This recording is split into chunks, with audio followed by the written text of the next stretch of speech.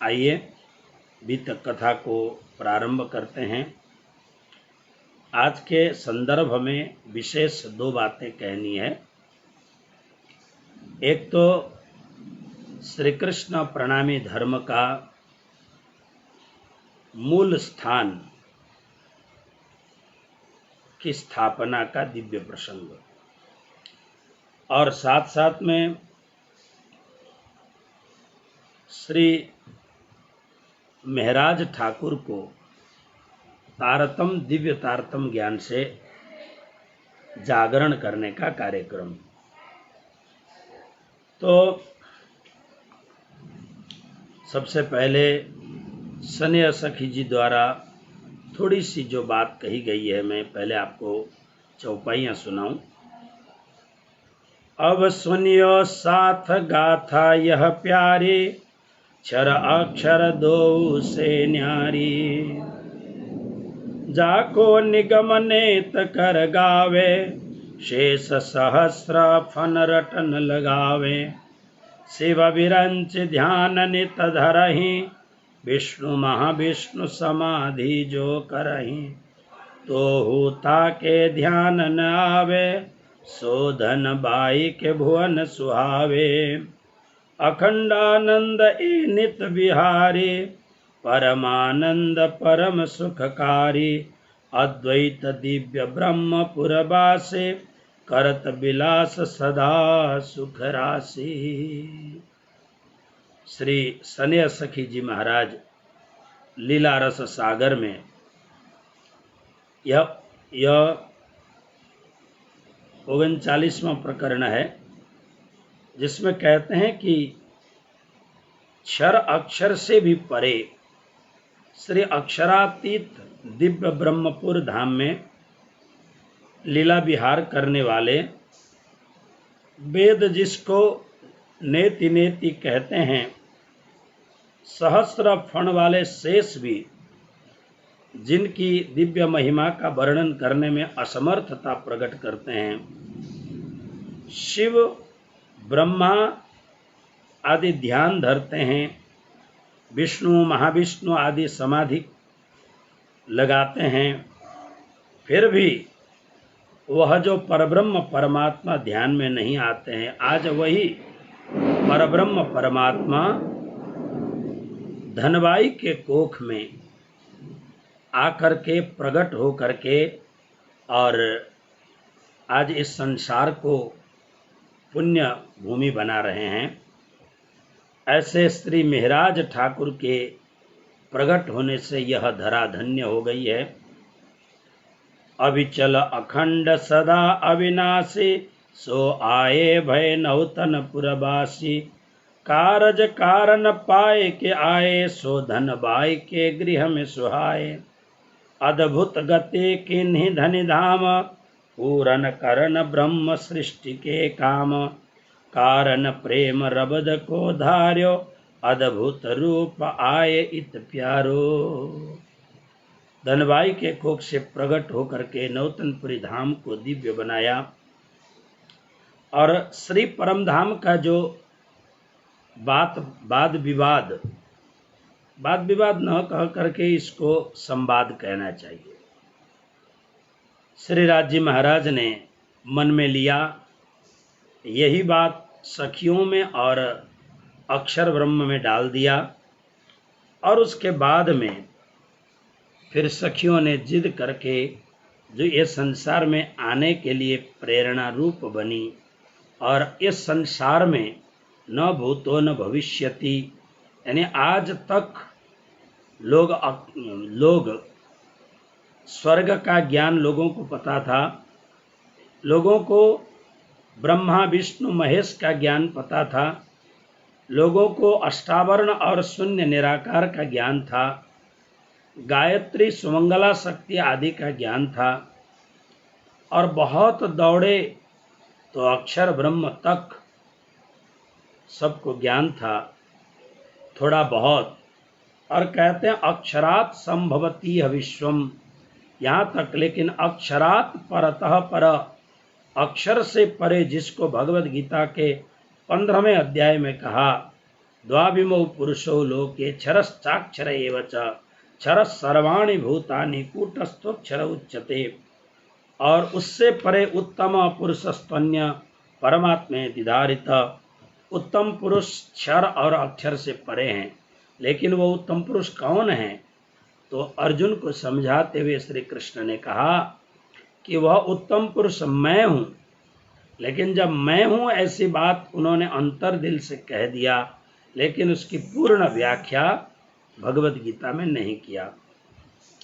इसीलिए अब वही परम धाम की बातें, परम धाम के दिव्य विहार की बातें, परम धाम की अचल अनंत संपत्ति की बातें और परम धाम के जो ब्रह्म सम्राट हैं, अक्षरातीत परब्रह्म परमात्मा और उनकी परम आह्लादिनी शक्ति श्री श्यामा जी महाराज सहित 12,000 ब्रह्म सृष्टि की जो बातें हैं, उन सब की बातों को इस विश्व में पहली बार उजागर करने के लिए, प्रकट करने के लिए इस जगत पर पहले उमरकोट गांव में कुंवरबाई और मतु मेहता को माध्यम बना करके साक्षात श्यामा जी महारानी श्री देवचंद्र जी के रूप में पधारे और आज साक्षात श्री राज्य महाराज का आवेश लेकर के और धनबाई के कोख से केशवराय ठाकुर को माध्यम बना करके क्षत्रिय वंशावतंस श्री महराज ठाकुर का प्राकट्य हुआ। अब लगभग 12 वर्ष की उम्र हो रही है। तो इधर क्या हुआ, कल श्री महराज ठाकुर के जन्म दिवस के जन्म के उपलक्ष्य की बातें कहीं संक्षिप्त में और कहीं विस्तार में कहा गया। आइए थोड़ी सी बात। अब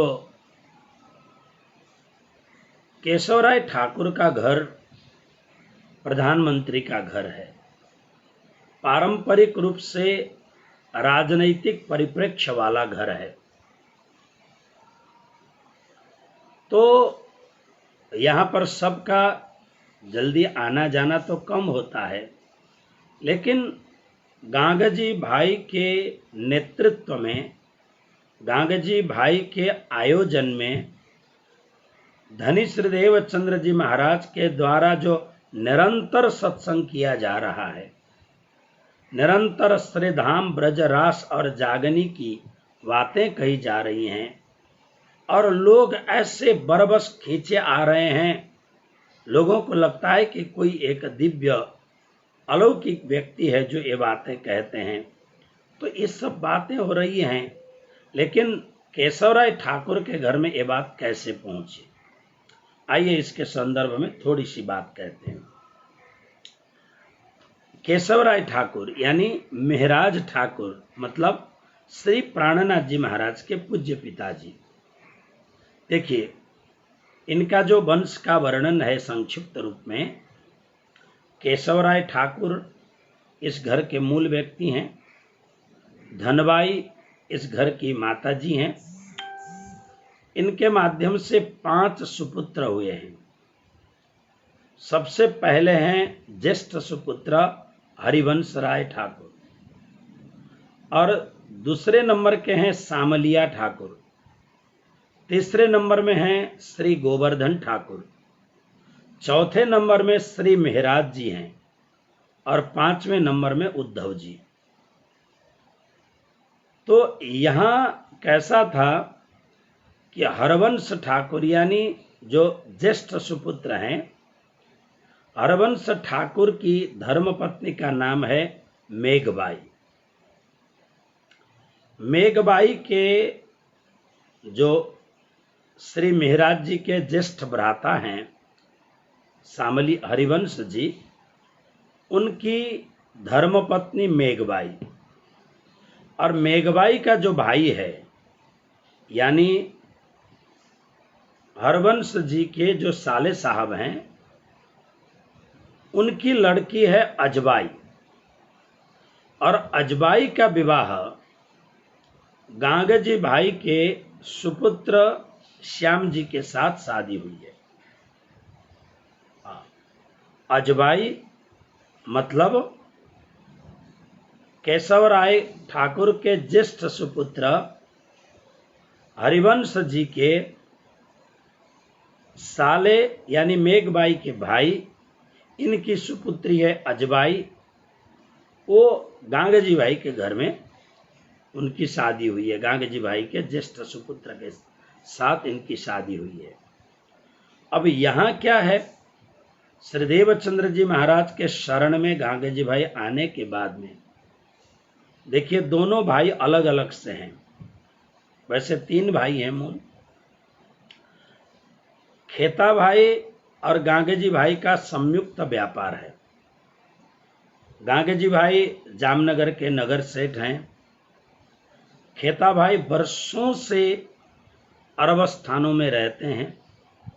पूरे अरब क्षेत्र में पानी जहाज के द्वारा इनका बहुत बड़ा कारोबार चलता है। खेता भाई वहाँ रह करके देखते हैं और गांगजी भाई यहाँ रह करके सामान भेजना और उनके जो अपने जहाज हैं उनका मेंटेनेंस करना और जो भी मांग होती है परदेश की धरती पर वो साजो सामान तैयार करके भेजना। फिर साल में जब भी समय मिलता है कारोबार के कार्य से और भाई से मिलने के लिए गांगजी भाई जाते हैं। गांगजी भाई इनको बचपन से धर्म के प्रति बहुत रुचि है और खेताबाई को धन के प्रति बहुत रुचि है। दोनों तपस्वी हैं। गांगजी भाई धर्म के तपस्वी हैं और खेतसी भाई यानी खेता भाई धन के तपस्वी हैं। इन्होंने, क्योंकि आप जानते हैं लोग धन के लिए कितना प्रयत्न करते हैं, बहुत ज़्यादा प्रयत्न करते हैं, धर्म से भी ज़्यादा धन के लिए प्रयत्न करते हैं। इसलिए तो रामचरितमानस में तुलसीदास जी ने उपशब्द कहा है कि हे प्रभु मुझे आपकी अनपायिनी अनन्य भक्ति दीजिए। कैसी अनन्य भक्ति, कैसा लगाव, तो उन्होंने 2 बातें कही हैं। लोभी ही दामी प्यारी जिमी। ये 2 बातें आपको लगता है कि जरा आलतू फालतू बातें जैसी लगेंगी, लेकिन महात्मा जो बात कहते हैं बहुत गहराई से बात करते हैं। कहते हैं हे रघुनाथ, हे भगवान, मुझे आपकी परम भक्ति का वरदान मुझे चाहिए। कैसी भक्ति, तो उन्होंने कहा जैसे लोभी आदमी धन से प्यार करता है और लंपट व्यक्ति जो प्रेयसी से प्यार करता है, वासनाग्रस्त व्यक्ति जैसे अपने प्रिय से प्रेम करता है, ऐसे ही आपकी भक्ति मुझे देना। मतलब क्या हुआ कि जो अत्यंत लोभी व्यक्ति है वो दिन रात केवल पैसा ही पैसा देखता है और उसके लिए न तो स्वास्थ्य को देखता है, न शरीर को देखता है और न तो स्वजनों को देखता है। केवल उसमें यही धुन सवार होता है, उसमें यही नशा छाई रहती है कि बस ज़्यादा से ज़्यादा पैसा कमाओ।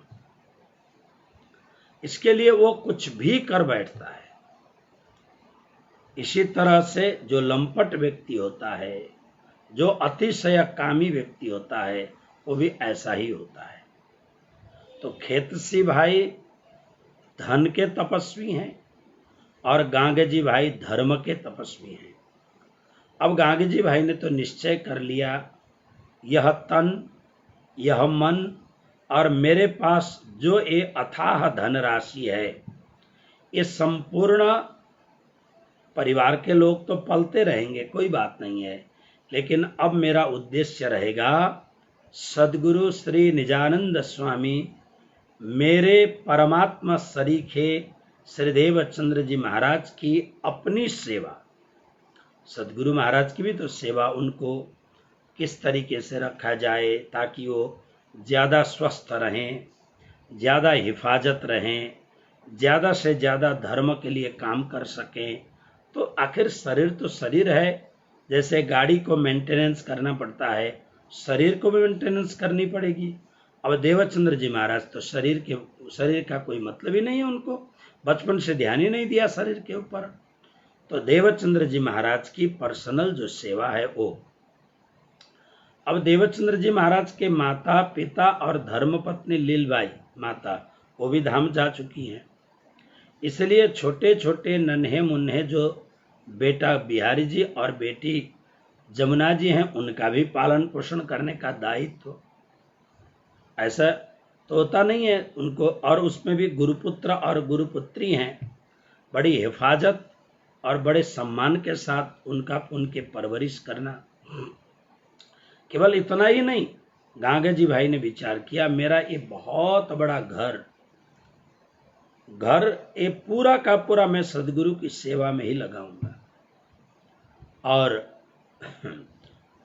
जो भी सुंदर साथ आते हैं ये आने वाले सुंदर साथ को हर प्रकार से मैं सेवा करूंगा। गांगे जी भाई के हृदय में इतना आनंद है। श्री प्राणनाथ जी महाराज ने प्रगट वाणी में इस विषय में अत्यंत उद्गार प्रकट करते हुए कहा, तब गांगे जी भाई पायो मन उच्छरंग, किए करतब अति घने रंग।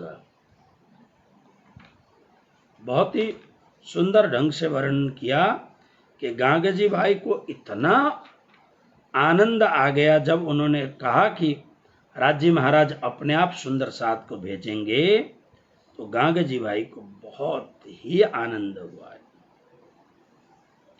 और गांगे जी भाई को आनंद होने के कारण अति का गांगे जी भाई पाए मन उच्छरंग, और खूब प्रेम से तन मन और धन से श्री देवचंद्र जी महाराज, गुरुपुत्र और गुरुपुत्री, और साथ में जो गुरुदेव का जो आध्यात्मिक समाज है यानी सुंदर साथ, उन सब की सेवा में अपने आप को निछावर कर दिया।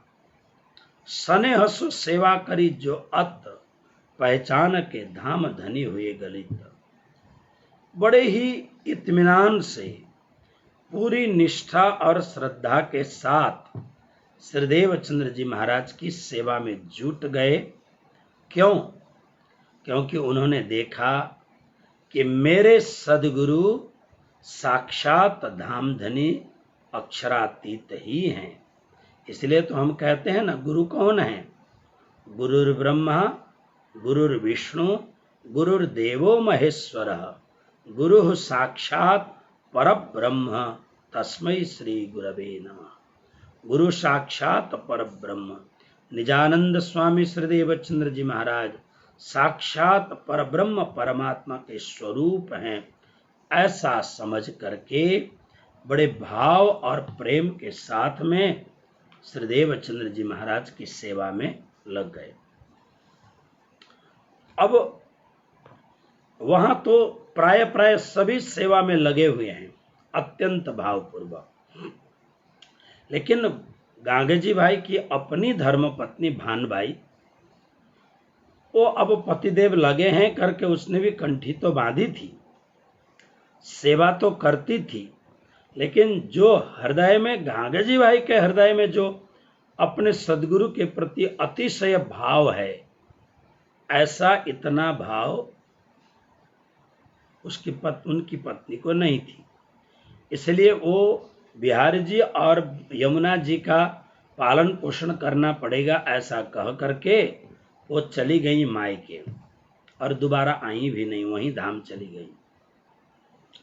क्योंकि गांगे जी भाई ने सोचा मेरी धर्मपत्नी, नाम है धर्मपत्नी, अगर मेरी धर्मपत्नी मेरी सेवा करे, मेरे परिवार की सेवा करे, ये तो धर्मपत्नी नहीं हुआ। धर्म की सेवा करे, धर्म स्वरूप सदगुरु की सेवा करे, और धर्म के स्वरूप सुंदर साथ की सेवा करे, तो ही तो धर्मपत्नी कहलाएगी। जब ये धर्म की सेवा में आनाकानी करती है, तो फिर क्या जरूरत है इसको घर में रखने के लिए?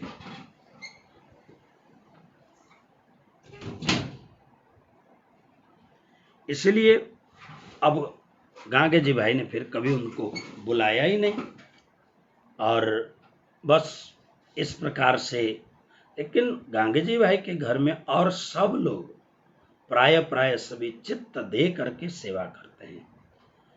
अब यहाँ पर जो लीलाएं हो रही हैं, आपको कल परसों सुनाया गया, फिर एक बार आपको बता दूं। सदगुरु निजानंद स्वामी श्रीदेव चंद्र जी महाराज जब आज नौतनपुरी धाम यानी चाकला मंदिर में गांगजी भाई के घर में विराजमान हैं, देवचंद्र जी महाराज के हृदय में श्री परमधाम से राजी महाराज आके विराजमान हुए हैं। देवचंद्र जी स्वयं साक्षात श्यामा जी महारानी स्वरूपा हैं। श्री परमधाम की समस्त ब्रह्म सृष्टि इस जगत पर आई हुई है। तो उस परमधाम की सबसे बड़ी पटरानी होने के कारण जब अत्यंत मस्त होकर के श्री परमधाम का वर्णन करते हैं, चाहे वो 8 सागर हो, 8 जिमी हो, मतलब परमधाम के किसी भी इर्द गिर्द कहीं का भी वर्णन करते हो, सुनने वाले श्रोताओं को ऐसा लगता है जैसे मान लो हम श्री परमधाम के जहां जहां वर्णन होता है उन स्थानों में विहार कर रहे हैं, ऐसा अनुभव होता है। एक तो वर्णन की शैली और स्वयं साक्षात श्यामा जी महारानी, और उसके बाद में फिर ब्रज का वर्णन करते हैं, और ब्रज का वर्णन करते हुए भी उन्हें ऐसा लगता है कि मानो वह ब्रज की सारी सामग्रियां आज देवचंद्र जी के पास ही आई हुई हैं। कभी माखन और मिश्री वहां पर मिलता है, कभी ऐसा लगता है कि जैसे परमात्मा की अत्यंत प्रिय वंशी का नाद सुनाई दे रहा हो। सुंदर साथ को ऐसा भान होता है। कभी रास का दिव्य नृत्य सुंदर साथ को ऐसे आश्चर्यचकित ढंग से दिखाई देता है। देखिए, समर्थ व्यक्ति हो ना तो यह होना संभव है। मैंने सुना है कि परमहंस पीठ भद्रावतीपुरी धाम में, मैंने पहले भी निवेदन किया और बड़ी विनम्रता से जो बातें मुझे जानकारी में आई हैं और मैंने पढ़ी है वो बात मैं आपको सुना दूं। ऐसा कहते हैं कि कई बार नीचे जो ये फर्स्ट फ्लोर है, ग्राउंड फ्लोर में जो मंदिर है, मंदिर में कई बार परमहंस महाराज जी के आश्रित जो सुंदर साथ यहाँ आते थे। यहाँ 14 को पूनम को पहले से मेला लगता है। पूनम को बड़ा भारी मेला होता है, तो काफी लोग होते हैं। नीचे सुंदर साथ बैठे थे। परमहंस महाराज श्री ने कई बार सुंदर साथ को जब पर्दा खोल करके परमहंस पीठ भद्रावतीपुरी धाम में विराजित परमहंस महाराज जी स्वयं राज्य की सेवा करते थे और किसी को भी अंदर प्रवेश करने की इजाजत नहीं थी। कोई जो पता लगे उनका अनन्यतम शिष्य जो उन्हीं की तरह नहाता धोता हो, अत्यंत शुद्ध वस्त्रों के साथ रहता हो, केवल उसको ही जाने की अनुमति होती थी। तो कई बार परमहंस महाराज श्री पर्दा जब खोलते थे, तो आज भी, अब तो बहुत कम रह गए ऐसे सुंदर साथ, किंतु आज भी एकाध सुंदर साथ ऐसे वयोवृद्ध सुंदर साथ हैं जो कहते हैं कि इसी सिंहासन पर श्री राज्य महाराज और श्यामा जी महारानी विराजमान हैं। ऐसा अनुभव कराते थे परमहंस महाराज जी। ऐसा लोगों को, अब इसको भान नहीं, लोगों को क्षण मात्र के लिए दर्शन होते थे। कई लोगों को ऐसा दर्शन होता था। ऐसे अनेक चमत्कार परमहंस पीठ भद्रावतीपुरी धाम में अनेकों चमत्कार हुए हैं। मेरे समय में ये मंदिर का जो ऊपर का कलश है, इसमें से कम 11 बार से ज्यादा जल का वर्षण हुआ है। ऑटोमेटिक पानी पड़ता है, इसका कोई दिन निश्चित नहीं होता है, बस जल पड़ता है। आश्चर्यचकित, कोई कहीं कुछ नहीं है, बस कलश में से जल प्रकट हो जाता। ऐसा बहुत, इसलिए तो आप विचार करो, इस दिव्य स्थान पर रोकने पर भी लोग बस बाहर से भी हम मत्था टेक के चले जाएंगे ऐसा सोच करके लोग आते हैं। तो ये सदगुरु महाराज की कृपा की बात है।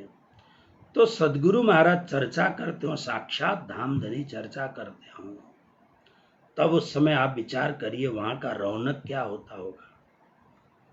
और सबके हृदय में अत्यंत आनंद ही आनंद है। तो यह जो अजवाई थी, यानी गांगेजी भाई जो समर्पित शिष्य थे, इनके बेटे की पुत्र वधू, यानी इनके बेटे की जो बहू थी, यह अजवाई अपने बुआ से मिलने के लिए प्रधानमंत्री केशवराय ठाकुर के घर में हमेशा आया जाया करती थी। जामनगर में ही रहते थे, और उस समय का जामनगर इतना विशाल भी ना होगा। जाती थी और अपनी बुआ यानी केशवराय ठाकुर के ज्येष्ठ सुपुत्र की धर्मपत्नी, उनके साथ बस बात होते होते चर्चा होती थी। और चर्चा जब होती थी तब अजवाई, जब से देवचंद्र जी महाराज ने रौनक बनाया है, अजवाई आकर के बार बार सुनाती है। हमारे घर में तो कभी माखन मिश्री आता है, अरे हीरबाई के उंगली में घाव लग गया था, साक्षात श्री कृष्ण ने दाल बनाने के लिए बटोई दिया, ऐसी बात करती हैं। जब बार बार सुनाने लग गई तब मेघबाई को जरा सा शंका होती है या नहीं है, कहीं अतिशयोक्ति तो नहीं है। तो बात करते करते वहां पर जेठानी देवरानी सब बैठते थे। तो उनकी जो देवरानी है यानी गोवर्धन ठाकुर की जो पत्नी है पद्मावती, उसने सोचा चलो ना मैं दर्शन करके आती हूँ। तो पद्मावती बड़ी भावुक थी, अपने पति की आज्ञा लेकर के अजवाई के साथ पद्मावती गई और जाकर के ज्यों ही सदगुरु महाराज का दर्शन किया, और वहां बैठ करके उसने पीछे बैठ करके चर्चा सुनी, और वह सब माजरा देखा में ये जो पद्मावती थी, इसने आकर के पद्मावती ने कहा बिल्कुल सही बात है एकदम।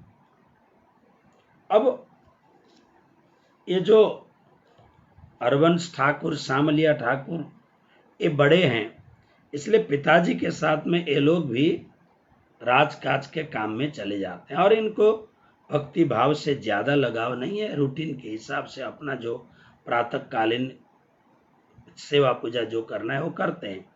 लेकिन गोवर्धन ठाकुर को पहले से धर्म के प्रति बहुत भाव, और भौजाई ने भी कहा अरे गोवर्धन जी जरा जाओ, आप देख के आओ। श्री गोवर्धन जी गए। सनेह सखी जी ने बहुत सुंदर वर्णन किया, जरा सुनिए। मेघबाई की भतीजी अजबाई, तिन लीला देखी सुखदाई, गांग जी भाई के घर ब्याही, श्याम जी को जो अजबाई। ऐसे जो मैंने बात आपको सुना दिया है। तो जब ये गोवर्धन ठाकुर दर्शन करने गए, मस्त होकर दर्शन करते हैं और चर्चा सुनते हैं, तो उस समय क्या उन्होंने कि श्री परम धाम के जमुना जी का वर्णन चल रहा था, कई बार चर्चा होती थी। और जब श्रीदेव चंद्र जी महाराज ने कहा ऐ सुंदर साथ जी, हम राज्य महाराज के साथ में जहां हमेशा रहते हैं, जो 25 पक्ष परम धाम के मध्य में रंग महल बना हुआ है, उस रंग महल से हम लोग हमेशा चारों ओर दर्शन करते हैं। रंग महल से उत्तर की दिशा में जो पुखराज पर्वत है, यानी पुखराज मणि का बना हुआ जो अतिशय विशाल पर्वत है, इस पर्वत से श्री जमुना जी प्रकट होती हैं, और ऊपर से यानी पहाड़ों में से 16 धारें बन करके झरने की माफिक नीचे गिरती हैं, और ढपी और खुली भाव से, कहीं पर अंदर से और कहीं खुले रूप से बहते बहते आगे आकर के प्रकट होकर के उत्तर की ओर से सीधा पूर्व की ओर जाती हैं श्री जमुना जी, 4.5 लाख कोस बहती हैं और वहां से मरोड़ खा करके फिर श्री जमुना जी अब दक्षिण की ओर बहती हैं और दक्षिण की ओर 9 लाख कोस बहने के बाद में फिर घूम करके आगे जाकर के सीधा पश्चिम की ओर 4.5 लाख कोस बह करके फिर समुद्र जैसा है, तो नाम तालाब, लेकिन ये तालाब हम यहाँ के हिसाब से तालाब कहेंगे तो ये तालाब नहीं है, यहाँ के बड़े बड़े समुद्र भी फीके पड़ जाएं, ऐसे हौज कौसर तालाब में श्री जमुना जी समाहित हो जाती हैं। जब ये वर्णन करते थे गोवर्धन ठाकुर को अनुभव हुआ। स्नेह सखी कहते हैं, जमुना जल खलाखल चलही, साथ एक ठौर आवे सब मिलही, एक दिवस श्री धनी सुखदाई, कंचन की कसे रही दई मगाई। ये सब बातें सुनाती हैं अजबाई। और गांग जी गोवर्धन ठाकुर को अनुभव भी होता है इन सब चीजों का। तब उस समय गोवर्धन ठाकुर ने घर में आकर के कहा कि बात एकदम परम सत्य है, अब मैं तो प्रतिदिन जाऊंगा। अब श्री गोवर्धन ठाकुर प्रतिदिन, जैसे और भाई सरकार की सेवा के लिए जाते हैं, इसी तरह ये अपना काम धाम प्रातःकालीन पूरा करके सदगुरु की सेवा में चले जाते हैं। अब प्रारंभ में तो सेवा नहीं मिलती है, प्रारंभ में जाते हैं, प्रणाम करते हैं, जो सेवा मिली वो करते हैं और बड़े घर के बेटे हैं, सब सम्मान देते हैं। और जबकि उस घर से बिटिया यहाँ गांगजी भाई के घर में आई हैं, तो इसलिए बड़े आदर भाव के साथ में वहाँ रखा जाता है। और गोवर्धन ठाकुर तीनों समय की चर्चा सुनते हैं, प्रातःकालीन चर्चा, मध्यकालीन चर्चा, रात्रिकालीन चर्चा सुन करके फिर रात को घर में आते हैं। सब लोग मस्त हैं, कोई कुछ बोलता नहीं है। बड़े भाइयों को लगता है अगर ये कामकाज थोड़ा सीख ले तो अच्छी बात है, दिन रात खाली अच्छा सुनते जरूर हैं, सुन करके घर में आकर के वो सारी बातें सबको सुनाते हैं। और सुनाते इतने जोश में और प्रेम में आके सुनाते हैं, सबको बड़ा अच्छा लगता है। और उनका जो छोटा भाई है मिहरराज, वो तो ऐसे सुनता है जैसे एक एक अपने बड़े भाई के मुख से निकले हुए शब्द अमृत का पान कर रहा हो, ऐसे श्रवण करते हैं। और इन्हीं दिनों में क्या हुआ, सदगुरु श्री देवचंद्र जी महाराज के हृदय में ऐसी भावना आने लग गई, श्री राज मंदिर यानी मेरा जो अपना पर्सनल घर है वो तो बहुत छोटा है, गांगजी भाई का घर बहुत बड़ा है, आखिर है तो एक गृहस्थी का घर है ना। तो देवचंद्र जी महाराज के हृदय में बात प्रगटी कि कोई ऐसा स्वतंत्र स्थान होना चाहिए, जो स्थान गृहस्थियों के लाग लपेट वाला स्थान न हो, स्वतंत्र स्थान हो। वहां मैं एक धामधनी का सुंदर मंदिर बनाऊं, मेरी एक पर्णकुटी बनाऊं,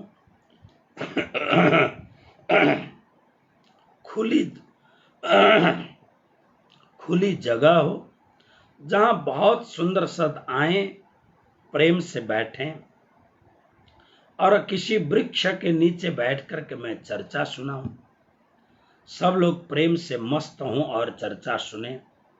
इस भाव को लेकर के श्री देवचंद्र जी महाराज के हृदय में बार बार ये भाव उत्पन्न होने लग गए। अब आप जानते हैं कि शास्त्र ऐसा कहते हैं कि अंतःकरण में जो भाव उठते हैं, सामान्य आदमी के तो उठते और मिटते रहते हैं, लेकिन जो महापुरुष होते हैं, अंतःकरण में जो भाव प्रकट होते हैं, वो वास्तव में परमात्मा की प्रेरणा से ये भाव प्रकट होते हैं और उसको परमात्मा पूरा करते हैं। इसलिए तो कहते हैं कि हिम्मत मर्द मदद दे खुदा, पूरा करना ही पड़ता है। तब श्री देवचंद्र जी महाराज संध्या के समय में गांगे जी भाई को कहते चलो टहलने के लिए चलते हैं। तो संध्या के समय टहलने के लिए जाएं तो कहाँ जाएं? तो गांगे जी भाई के घर से 1 किलोमीटर नहीं होगा, गांगे जी भाई का ही अपना बहुत बड़ा बगीचा, जो आज का खिजड़ा मंदिर नौतनपुरी धाम है, तो ये गांगे जी भाई का ही, गांगे जी भाई की अपनी प्रॉपर्टी होगी। तो वहां जाते थे और संध्या काल में थोड़ी देर घूमते थे।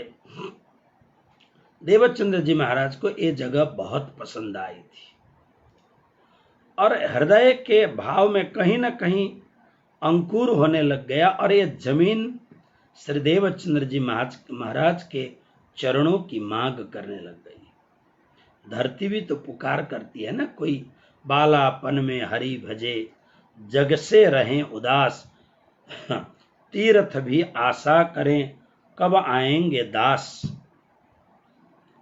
अब उसके लिए कोई कार्य कारण तो बनाने पड़ेंगे। तो एक बार क्या हुआ, और यहां तो गांगे जी भाई के घर में दिव्य चर्चा चल रही है। देखिए, श्रेयांसी बहुविघ्नानि, जहां अच्छे काम होते हैं वहां पर कोई ना कोई विघ्न करने वाले जरूर आते हैं। गांव में सब लोग प्रशंसा कर रहे हैं, भारी भारी प्रशंसा कर रहे हैं, लेकिन कुछ ऐसे लोग जो धर्म को अपना रोजगार बना करके, धर्म के नाम पर लोगों की ठगाई करके अपना पेट भरने का काम, अपने परिवार का पेट भरने का काम करते हैं, ऐसे पेटू जो ऐसा तो देवचंद्र जी महाराज के क्रांतिपूर्ण विचारों के द्वारा इनको ऐसा लगने लग गया कि हमारा रोजगार कम हो रहा है, कहीं ऐसा ना हो सब इसके चेले बन जाएंगे तो हमारी रोजी रोटी मर जाएगी। ऐसा नहीं होता है, महापुरुष कभी भी ऐसा नहीं करते हैं, लेकिन स्वार्थी जो पेट के लिए काम करते हैं, जो बड़े स्वार्थी होते हैं, ये निश्चित रूप से ऐसा करते हैं। तो इन लोगों ने एक चुगलखोर तैयार किया और चुगलखोर तैयार करके चुगलखोर को कहा तुम्हें हम कुछ पैसा देंगे, तुम राजा के यहाँ जो ऑफिस है, जो पूरे नगर को संभालते हैं, उनको जाकर के सुना दो, उनको कहो। बोले क्या कहें?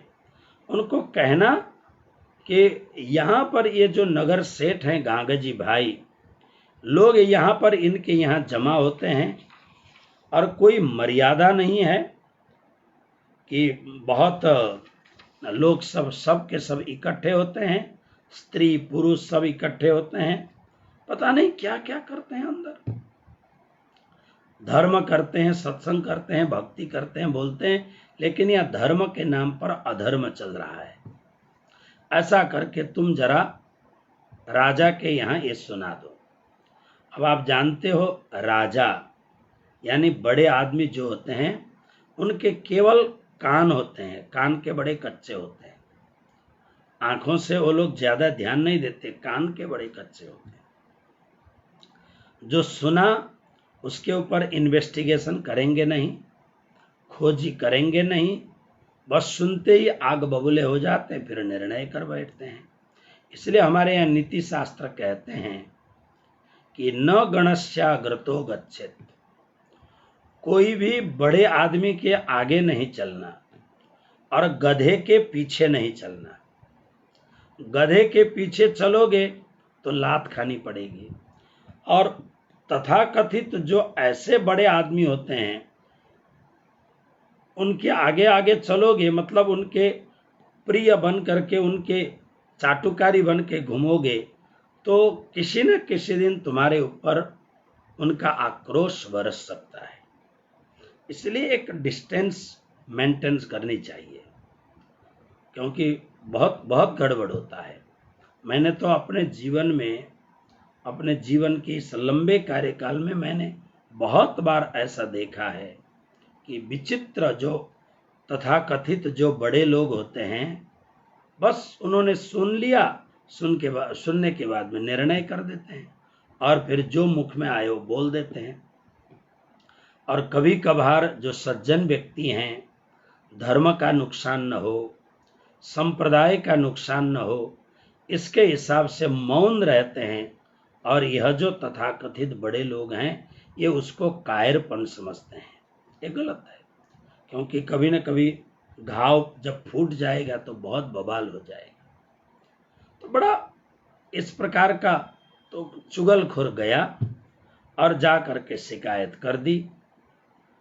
शिकायत करने के बाद में संध्या का समय था, तो वो जो ऑफिसर था कोतवाल, उसने 2 सेवकों को कहा, जाओ जा करके पूरी तरह से खोज करके उसके तह तक चले जाओ और क्या माजरा है वो सब हमको ला करके सत्य सत्य बातें सुनाना। ठीक है। तो वो दोनों जो सेवक थे, नगर सेवक, वो निकल गए। चुगलखोर आया। अब चुगलखोर को कुछ भी पता नहीं है, वो तो पैसों के कारण लोगों ने उसको उठाया और भेज दिया, उसको कुछ भी पता नहीं है। तब जब गए, रात हो चुकी थी, संध्या के लाइटें जलने लग गई थी, सब जगह पर दिए जल रहे थे। तो यह जो चुगलखोर था, इसने कहा, मैं तो जाऊंगा नहीं, तुम्हें मैं घर बता देता हूं। तो उसने बताया कि ये जो बहुत बड़ा जो घर है ना, बोले हाँ, यही जामनगर के नगर सेठ का घर है, यानी गांगजी भाई का घर है। बस अभी तुम वहां जाकर के देखना, ये सब गड़बड़ घोटाला वहीं चलता है। वो जो बत्ती देख रहे हो, वह जो लाइट देख रहे हो ना, बोले हाँ वही है। इतना कह करके चुगलखोर खिसक गया। पैसा ले लिया था इसने। अब इधर क्या हुआ कि ये दोनों जो नगर सेवक थे, ये लोग निकले। ये लोग बातें करते करते आगे जा रहे थे।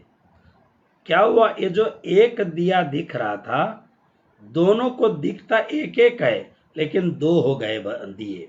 चमत्कार देखो, दिए 2 हो गए। एक एक के साथ चलने लग गया, दूसरा दूसरे के साथ चलने लग गया। एक दिया जाकर के एक बहुत बड़ा कुआं था, वो कुएं के चारों ओर घूमने लग गया। और यह आदमी बहुत बड़ा दिया, वो कुआं मतलब एक छोटा तालाब जैसा ही कुआं, अब उस कुएं में वो घूम रहा है, दिया भी घूम रहा है, वो भी घूम, रात भर घूमता रहा।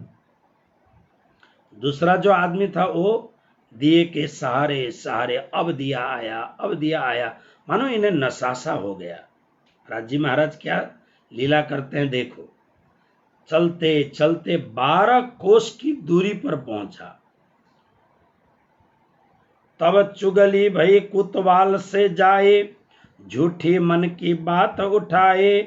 एक कायत के घर के माही, स्त्री पुरुष बैठते हैं ताही। एक फिर्यो कुआ के ताही, दीपक छे आयो क्यों ये नाही। फिरे चक्र कुंभार को जैसे, फिर्यो कुआ पे चौपदार ऐसे। इन विद एक फिर्यो सब रात, दूजो पंथ किए चल्यो जात। वृक्ष वृक्ष द्रुम द्रुम में भटके, ऊंचा खाली भो में लटके। पंथ को सब 12 को किन्हो, महादुख अंग अपने लिन्हो। भयो प्रभात तब कछु न देखो, सन्मुख एक गांव उन पेख्यो। 12 कोस दूर जाने पर सवेरा हुआ, फिर एक गांव दिखाई दिया। लाइट बत्ती तो अब उसके सामने से बुझ गई। एक कुएं के ऊपर घूमता रहा, दूसरा 12 कोस दूर पहुंच गया। गांव दिखा तो गांव में पनिहारन पानी भरने के लिए मटका लेकर के जा रही थी। उसने सोचा ये गांव तो बिल्कुल अलग सा, जामनगर तो नहीं है। तो पनिहारन को पूछा, अरे बहना, ये गांव कौन सा है? तो उन्होंने देखा सेवक तो है, लेकिन ये अपने राज्य का सेवक नहीं है, ये पड़ोसी जो जाम राजा का सेवक है। तो इसलिए उन पनिहारियों ने थोड़ा छेड़खानी करते हुए कहा, क्या भांग खा के निकले थे क्या? पता नहीं लगा तुम्हें? अरे ये तो ध्रोल राज्य का गांव है ये। उसने ध्यान से देखा कि ये क्या है, तब आश्चर्यचकित हो गया, ये कैसे हो गया।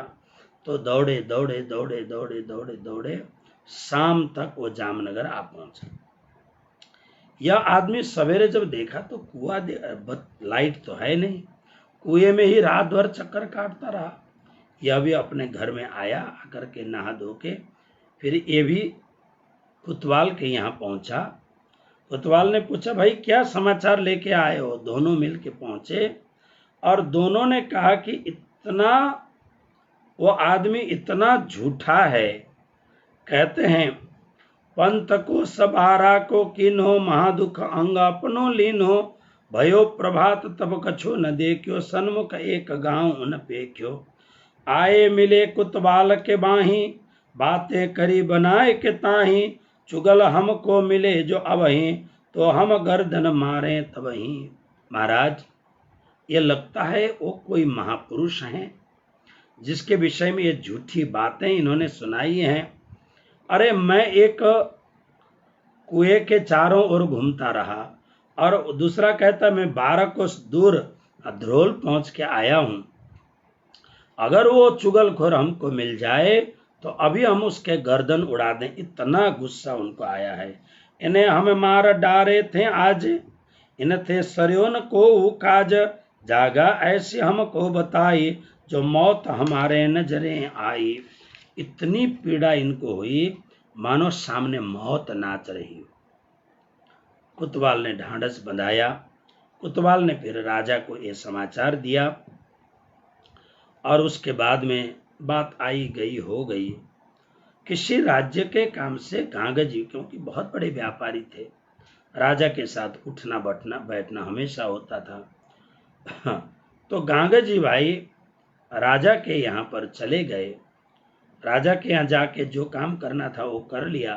फिर राजा ने बड़ी ही विनम्रता के साथ में कहा कि आपके गुरुदेव को कहना, हमारे सेवक गांगजी भाई को कुछ भी पता नहीं है, लेकिन जब राजा ने कहा हमारे सेवक ने गड़बड़ी की है, उनको तकलीफ देने की कोशिश की, उनके तरफ से हम क्षमा मांगते हैं आपके गुरुजी से। हमारा जय श्री कृष्ण बोलना और कहना कि आप बड़े प्रेम से, इत्मीनान से अपने सत्संग को आगे बढ़ाते रहें, आपको कोई भी तकलीफ नहीं होगी। अब कोई भी ऐसी बातें लेके आएंगे तो उनके ऊपर बड़ी कार्रवाई होगी। गांगजी भाई को बड़ी खुशी हुई। देवचंद्र जी महाराज की इस दिव्यता को सुन करके, उनकी कृपा से दोनों को कैसी सजा मिली। गांगजी भाई आए और आकर के तब आकर के उन्होंने अर्ज की, और अर्ज करने के बाद में उन्होंने सदगुरु महाराज को कहा कि सदगुरु महाराज एक बहुत गजब की बात हो गई। क्या हो गई? तो उन्होंने विस्तार पूर्वक जो घटना थी वो सब सुनाया। आपकी महिमा कितनी बड़ी है कि राजी महाराज की कृपा से आपकी महिमा के कारण दोनों को ऐसा चक्कर हुआ कि राजा भी नतमस्तक हो गए और उन्होंने आपसे क्षमा मांगी है और उन्होंने ढांढस बंधाया है कि आप निश्चिंत होकर के चर्चा करते रहें। इतना सुनने के बाद में देवचंद्र जी मौन हो गए। गांगजी भाई ने सुनाया। फिर उस समय की चर्चा पूरी हुई। फिर भोजन महाप्रसाद करके दूसरे चर्चा का वक्त होने लग गया और इस समय निजानंद स्वामी श्री देवचंद्र जी महाराज ने गांगजी भाई को पास में बुला के कहा, गांगजी भाई, बहुत दिनों से मेरे मन में एक भाव जाग रहा है, आज्ञा करें गुरुदेव। मेरा तो ये तन मन धन सब आपके चरणों में समर्पण है, आप बताएं। देखो, तुम्हारी सेवा अपरंपार सेवा है। तुम्हारी सेवा का वर्णन मैं अपनी जीभ से कर ही नहीं सकूंगा। तुम्हारा घर भी बहुत बड़ा है, दिल भी बहुत बड़ा है, बहुत अच्छा है। किंतु देखो, मैं ऐसा सोचता हूं, यह एक सामान्य साधु का सत्संग नहीं है, यह एक परंपरा की स्थापना है। लाखों लाखों वर्षों से शास्त्रों में जो भविष्यवाणी की थी, ऐसे विश्व को तारने वाले महान धर्म की स्थापना हो रही है। आने वाले समय में मैं अपनी अतीन्द्रिय शक्ति से देख रहा हूं, पूरे विश्व में यह बात, राज्य महाराज की यह बात पहुंचेगी।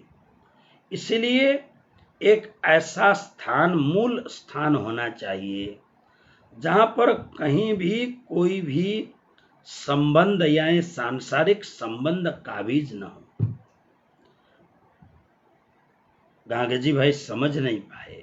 फिर गुरुदेव ने कहा, मैं चाहता हूं एक धर्म के पीठ की स्थापना हो, निजानंद संप्रदाय का एक मूल स्थान बने, ऐसी जगह मैं चाहता हूं। गांगजी भाई ने कहा, यही तो सबसे सब कुछ है, या आपके चरणों में मैंने निवेदन कर दिया है इसको। गुरु महाराज ने बहुत प्रेम से समझाया, गांगजी भाई, आपकी निष्ठा, आपकी भक्ति, आपकी सेवा को मैं स्वीकार भी करता हूं, मैं बड़े भाव से भूरी भूरी प्रशंसा भी करता हूं।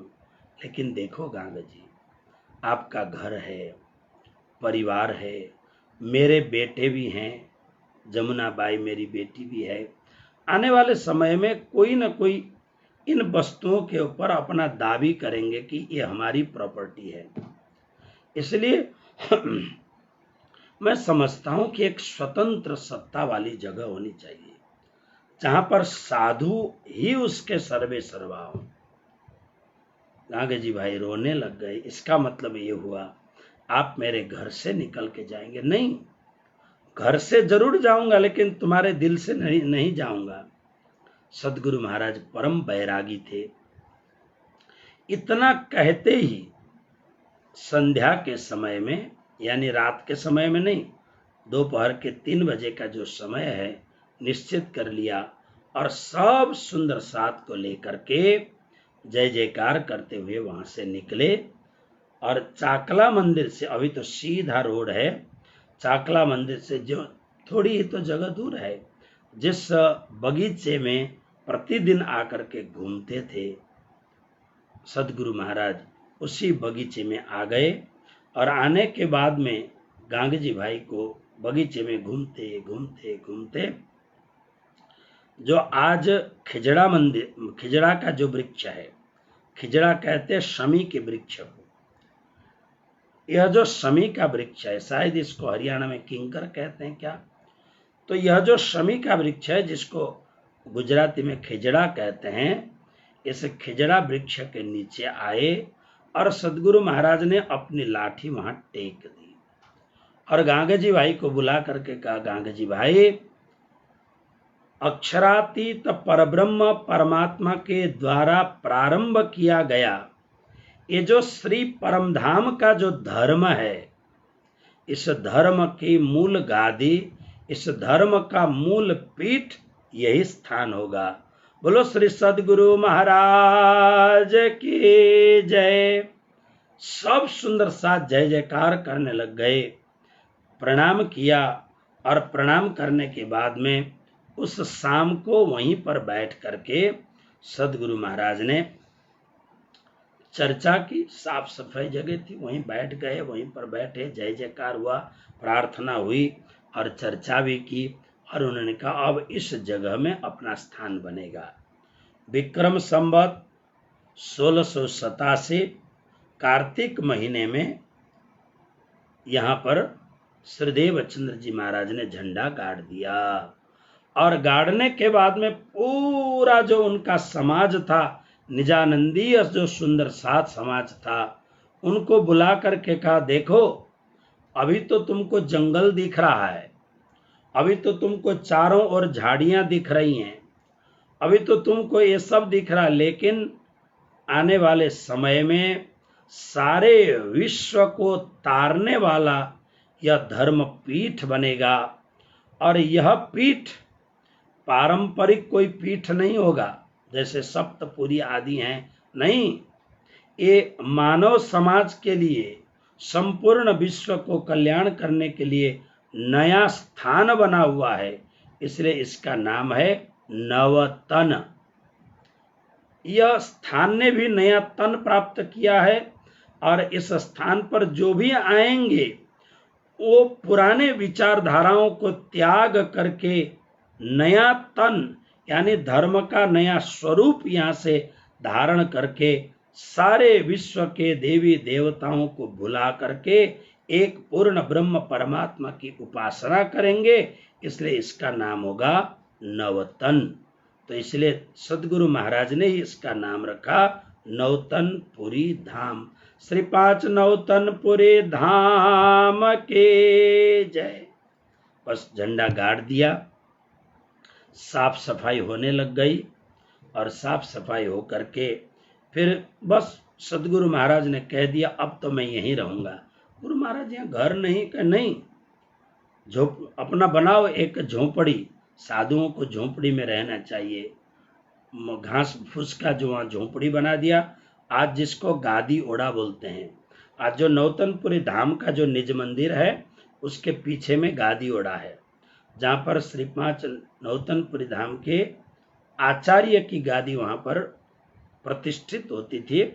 अभी के वर्तमान आचार्य जी ने उसको थोड़ा सा नए परिप्रेक्ष्य में उसको बना दिया है, नहीं तो वहाँ पर पहले एक गादी थी और गादी के ठीक सामने वहाँ पर श्री निजानंद स्वामी का भित्त में लिखा हुआ एक सुंदर मार्बल का चित्र था, चित्र जैसा लेकिन सामान्य मूर्ति थी। और उसके बाईं ओर में राज महाराज की सेवा, क्योंकि तालीम वगैरह दिया जाता था तो इसलिए यहाँ पर स्वरूप साहब काफ़ी रखे होते थे, तो यहाँ एक पुजारी सेवा करता था। इसको गादी ओढ़ा की सेवा बोलते थे। अब उसको बहुत आधुनिकीकरण अभी के आचार्य जी ने किया है, इसको गादी ओढ़ा बोलते हैं।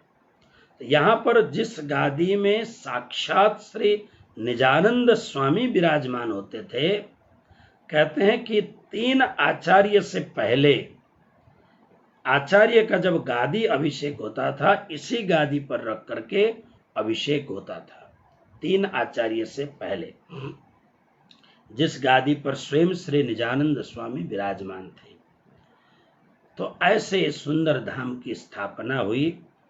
अब देखिए कार्तिक महीने में यहाँ स्थापना हुई और इन्हीं दिनों में श्री गोवर्धन ठाकुर नित्य चर्चा सुनने के लिए आते हैं और चर्चा सुनते हैं। और यह श्री परमधाम की वासना है। निजानंद स्वामी ने इनको तारतम मंत्र दे दिया है और घर में आकर के चर्चा सुनाते हैं, सबको बहुत अच्छा लगता है। और उसी समय उनके जो छोटे भाई हैं मेहराज, चर्चा सुनते जाते हैं, उनके आंखों से आंसुओं की धाराएं बरसती हैं। सबको आश्चर्य लगता है कि छोटा होते हुए भी यह बालक कितना दिव्य बालक है, इस प्रकार से विचार करते हैं। तो अब जब गोवर्धन ठाकुर जाने लगते हैं, क्योंकि अब श्री महाराज की उम्र 12 वर्ष से ऊपर की उम्र हो चुकी है, इसलिए महाराज बार बार प्रार्थना करते हैं, भैया मुझे भी ले जाइए ना, भैया मुझे भी ले जाइए ना। आतुर होए चले जब साथ, तब छुड़ाए गए गोवर्धन हाथ, तब ही रोय गिरे इन काज, आतुर चित्त मिलन से राज। एक दिन तो भारी भारी प्रार्थना की और उनके कपड़े को पकड़ लिया महाराज ने, मुझे ले जाइए। लटक गए उस पर, जबरदस्ती हाथ छुड़वा करके, क्योंकि गोवर्धन ठाकुर ने विचार किया छोटा बच्चा है, इसको ले जाऊंगा, वहां जाके चंचलता से कुछ न कुछ गड़बड़ करेगा, लोग समाधि में बैठ करके चर्चा सुनते हैं, विघ्न होगा, इसलिए न ले जाएं। लेकिन आज इतना घात किया, जब छोड़ के गोवर्धन जी चले गए, महाराज इतना रोए हैं। गए, चर्चा सुनने के लिए बैठे, बड़े घर के बेटे हैं और बड़े भक्त हैं, सामने बैठ के चर्चा सुनते हैं। तो निजानंद स्वामी ने कहा, गोवर्धन आज तुम्हें चर्चा में पूरा मन नहीं लगा हुआ है तुम्हारा, क्या कारण है बोलो? तब गोवर्धन ठाकुर कहते हैं, गुरु महाराज ऐसा ऐसा अपने भाई की सारी कहानी बताई। आज रोए के पीछे लागा, तब मैं हाथ छुड़ाए के भागा। तब आज्ञा दई धनी ने ताही, बुलाओ श्री महाराज को आही। इतना सुनते ही मानो निजानंद स्वामी का दिल आकर्षित हो गया हो महाराज से, जैसे महाराज निजानंद स्वामी से मिलने के लिए आतुर हो रहे हैं, ऐसे निजानंद स्वामी अपने बाल शिष्य से मिलने के लिए आतुर हो रहे हैं। उन्होंने कहा, अरे जल्दी जाओ, देखो बच्चा है ऐसा नहीं कहना चाहिए, इतना आग्रह बच्चा कोई नहीं करता है मंदिर में आने के लिए, चर्चा सुनने के लिए। अरे तुम्हें याद है ना, ध्रुव को चरण भगवान के, इत भय बरस पंच में प्राप्त। अरे छोटी सी अवस्था में भय 5 वर्ष प्रहलाद को जब ही नरसिंह रूप दर्श दियो तब ही। ध्रुव जी छोटे 5 वर्ष के थे, तभी उनको भगवान मिल गए। युंत प्रविश्य मम वाच मिमाम प्रसुप्ताम। प्रहलाद जी बहुत छोटे से थे और छोटी अवस्था में भगवान नरसिंह उनको मिल गए, इसलिए छोटा नहीं कहना चाहिए, उनका दिल कितना बड़ा है वो जानना चाहिए। जाओ लेके आओ। गोवर्धन ठाकुर इतने खुश हो गए, दौड़ के गए और दौड़ के जा करके और श्री महाराज को कहा कि चलो बेटा, भाई चलो, सदगुरु महाराज ने तुम्हें याद किया है। अब आप विचार कल्पना करिए कि महाराज के अंदर कितना आनंद बरस रहा होगा, क्योंकि यह मिलन तो एक आज मिलन हो रहा है, लेकिन यह तो सदा सर्वदा एक श्यामा जी के सामने खड़ी होती हैं और एक राज्य के सामने खड़ी होती हैं। ऐसी सुंदरी और इंदिरा, ये 2 सखियां परमधाम की बड़ी सखियां हैं। अब हृदय मचल रहा है मिलने के लिए। इतना कहते ही श्री महाराज गोवर्धन जी के साथ साथ में चल पड़े और देखिए क्या हुआ। तात हैं इनको तुमको जो बुलाओ, हम पासे श्री महाराज को ल्याओ। धाये श्री गोवर्धन जब ही ल्याए श्री महाराज को तबही। फिर क्या कहते हैं, तब आए चरण ग्रहे प्राणनाथ, धरे सिर ऊपर 2 हाथ। कर प्रणाम चरण ग्रहे, कर प्रणाम चरण जब लागे, अब ब्रह्म सृष्टि के दुख सब भागे। महाराज दौड़ दौड़ करके पहुंच गए। श्री निजानंद स्वामी इसी बगीचे में और उसी वृक्ष के नीचे जिसका वर्णन वाणी में वारणे जाऊं बल्लभ बन राय, जाकी सुख शीतल निर्मल छाया आदि करके जिस वृक्ष का वर्णन श्री प्राणनाथ जी ने किया है, इस वृक्ष के नीचे बैठे थे, अपलक नेत्रों से प्रतीक्षा कर रहे थे, मेरा बाल शिष्य, मेरा बाल मित्र कब आएगा। ज्यों ही दूर से निजानंद स्वामी के ऊपर महाराज की दृष्टि पड़ी, अनंत अनंत समय से पुकार कर रही आत्मा, चित्कार कर रही आत्मा को आनंद महसूस होने लग गया। और देवचंद्र जी ने भी दूर से देखा और दौड़ करके आए और आकर के देखिए पहली बार आए हैं, लेकिन मानो प्रतिदिन मिलते हों ऐसे आते ही धड़ाम से नीचे गिर गए और गिर करके दंडवत प्रणाम किया। तब आए चरण ग्रहे प्राणनाथ। ज्यों ही निजानंद स्वामी के जुगल चरण में महाराज दंडवत प्रणाम लंबा होके लेट करके प्रणाम करते हैं और चरण को पकड़ लेते हैं और उसी चरण में अपने मस्तक को डाल देते हैं। और अनंत अनंत समय से प्यासी आत्मा आज विह्वल हो उठी और प्रेम के मारे उनके आंखों से अविरल आंसुओं की धारा गिरने लग गई महाराज बालक के आंखों से, और उनके आंखों से बहते हुए अमृत रूपी आंसुओं से सदगुरु के चरण धो दिए। सदगुरु महाराज के दोनों परम वरद हस्त महाराज के सिर के ऊपर पहुंच गए। धरे सिर ऊपर 2 हाथ, कर प्रणाम चरण जब लागे, अब ब्रह्म सृष्टि के सब दुख भागे। निजानंद स्वामी को रह रह करके ये मन में लगता था, मैं तो अब बूढ़ा हो चला हूं, इस विराट अस्तित्व को कौन संभालेगा। अब देखो, बिहारी जी घर में हैं और कुपात्र नहीं है, क्योंकि हमारा संस्कृत साहित्य कहता है आकारे पद्मरागाणाम जन्म काच मणि कुतः। पद्मराग मणि के खान में कांच का टुकड़ा कभी नहीं मिलता है, वहां मणि ही मिलेगा। देवचंद्र जी महाराज के सुपुत्र ऐसे बिल्कुल अपात्र नहीं थे, लेकिन श्री देवचंद्र जी महाराज का जो एक विराट सोच उनकी जो थी, उनकी जो अद्भुत अलौकिक जो विराट सोच थी, उस विराट सोच के आगे बिहारी जी की सोच एकदम संकुचित लगती थी। वो भी धर्म में अत्यंत रत थे, धर्म के विषय में वो भी सोचते थे, लेकिन उनका सोचना जरा नैरो था, उनका सोचना जरा संकुचित भाव वाला था।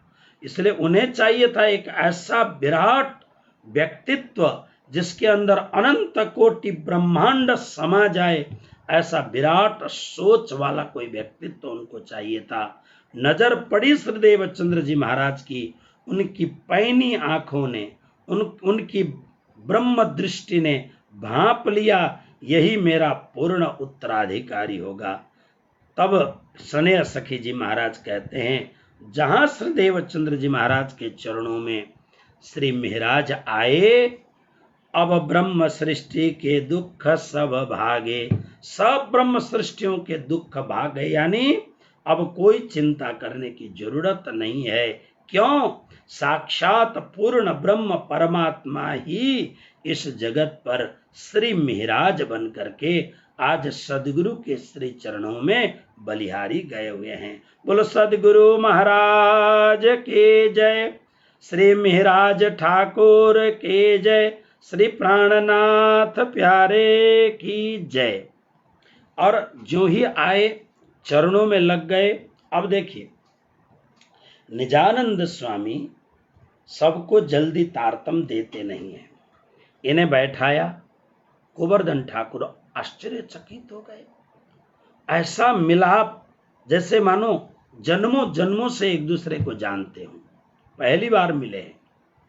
और जब महाराज आ गए, निजानंद स्वामी एकदम कंसंट्रेट हो गए, सबके ऊपर से ध्यान हटा करके केवल उस बालक के ऊपर अपने ध्यान को केंद्रित किया और उसके चरण से लेकर के सिर पर्यंत निजानंद स्वामी की अत्यंत पैनी दृष्टि और उनकी अमोघ दृष्टि, उनकी ब्रह्म दृष्टि पड़ गई। मानो निजानंद स्वामी महाराज के चरण से लेकर के सिर तक अपनी आंखों को घुमा रहे हों, माने आंखों के माध्यम से अनंत अनंत संपूर्ण अपनी शक्ति को महाराज के अंदर शक्तिपात कर रहे हों, ऐसा अनुभव होता है। पूरा ध्यान देने के बाद में सब कुछ बता दिया। तुम्हें बहुत बड़ा काम करना है महाराज, सारे ब्रह्म सृष्टियों को बुला करके घर लेके आना है परम धाम, साकुंडल साकुमार सखियों को जगाना है। इतना ही नहीं, हम जब परमधाम से आए हैं तो यहाँ पर 24,000 अक्षरधाम की ईश्वरी सृष्टि, उन्हें भी लेके आना है। और इतना ही नहीं, हमारे आने का यह जो पारितोषिक है, इनाम है, ये जीव सृष्टियों को भी देना है। इसलिए जीव सृष्टियों को भी जगा करके अक्षर के स्थान में जो 8 मुक्ति के स्थान है, वहां पर उनको अखंड करना है। यानी पूरे 14 लोक में तारतम के द्वारा 14 लोक को मुक्त करना है। ये सब बातें करने लग गए। उस समय देवचंद्र जी की उम्र कितनी थी देखी। सोई समयो आज जो भयो, ये सुख मुखते जाए न कहो, भई उम्र 12 वर्ष 2 मास, तापर 10 दिन भये जो खास। बहुत दिन नहीं हुआ था, 4 दिन हुए थे तब से ये सुन रहे हैं। 4, 5, 6, 7, 8, 9, 10, 11 नहीं 9, 10, यानी 4, 5, 6, 7, 8, 9 और 10। 4 दिन से मन में उत्कंठा उठ रही है। और 10वें दिन में आकर के सदगुरु के चरणों में लग गए। और ये संवत कब है? संवत 1687 मंगशिर का महीना है। कार्तिक के महीने में इस बगीचे में धर्मपीठ की स्थापना की और मगशिर माने अगले ही महीने में श्री महाराज ठाकुर यहाँ पर पधारे। यानी निजानंद स्वामी त्रिकाल दृष्टा थे।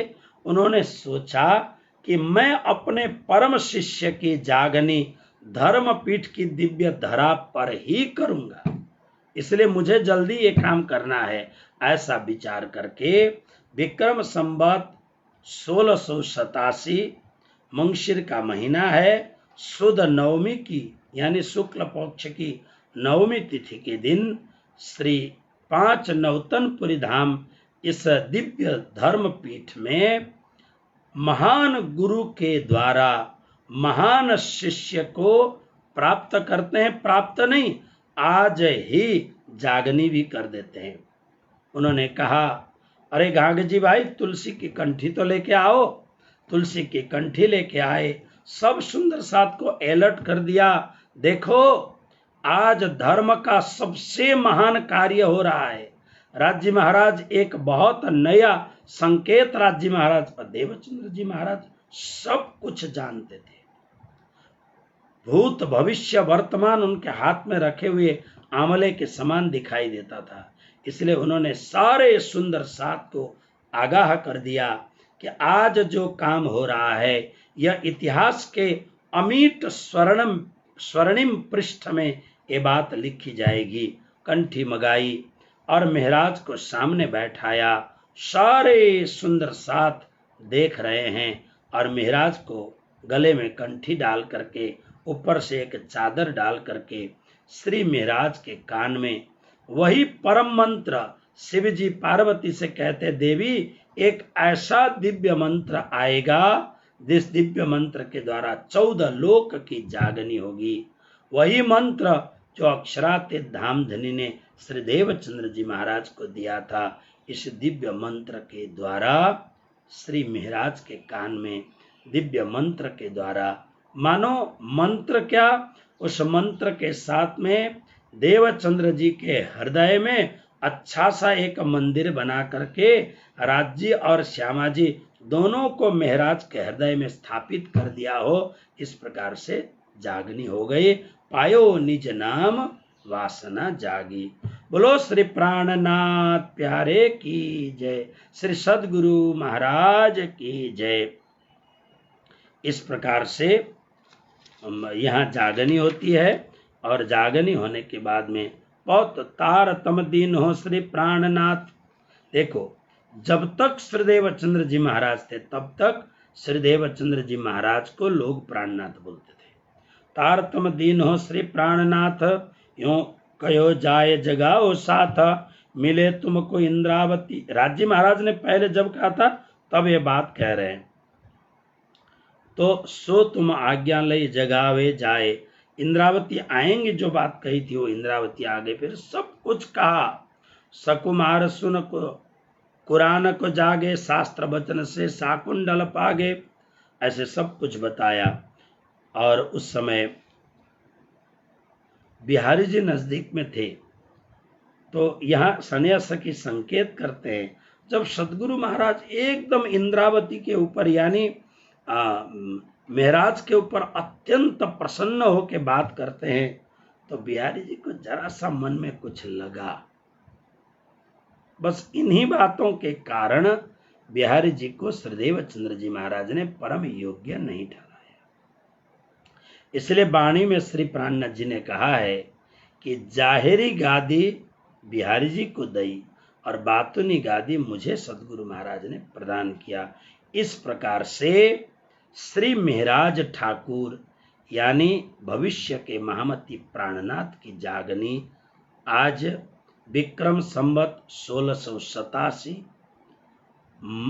मंगशिर का मार्गशीर्ष महीना और शुद्ध नवमी के दिन आज श्री निजानंद स्वामी के द्वारा जागनी होती है। और वही महानतम श्री कृष्ण नाम का मूल मंत्र महाराज ठाकुर के कान में सुना देते हैं श्रीदेव चंद्र जी महाराज। बोलो श्री प्राणनाथ प्यारे की जय, सदगुरु महाराज की जय।